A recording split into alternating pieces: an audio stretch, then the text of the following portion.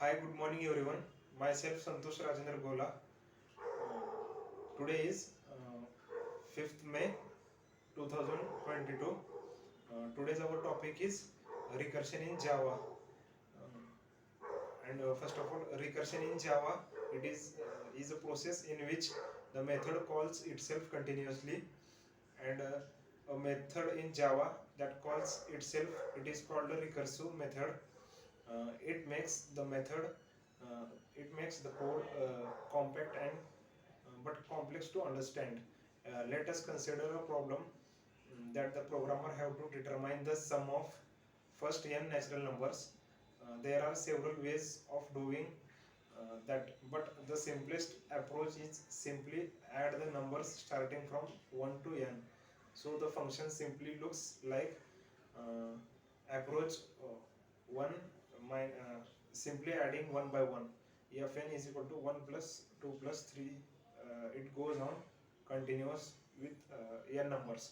But there is another mathematical approach of representing this approach to recursive adding.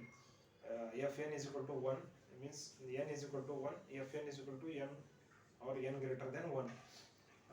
There is a simple difference between the approach 1 and the approach 2, and that is in approach 2 the function f itself is begin called inside the function, so the phenomena is named as recursion, and the function containing recursion is called the recursion function.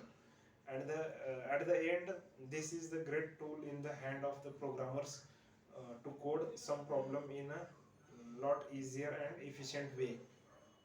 In the recursive program, the solution of to the base case is provided, and the solution of the bigger problem uh, is expressed in terms of the smaller problems.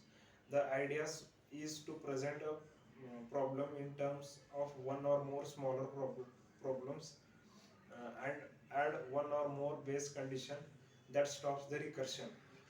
If the base case is not reached or not defined, that the stack overflow problem may rise.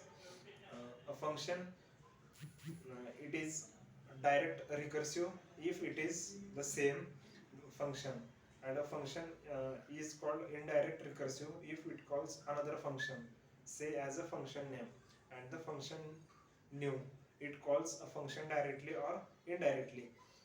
When any function is called for main method, the memory is allocated to it on the stack, and a recursive function calls itself.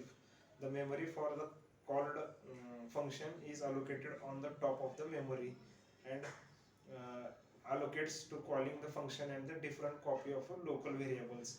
It is created for each function call, and when the base case is reached, the function returns the value, and function whom it is called a memory is allocated, and all the process will go continuous. Thank you.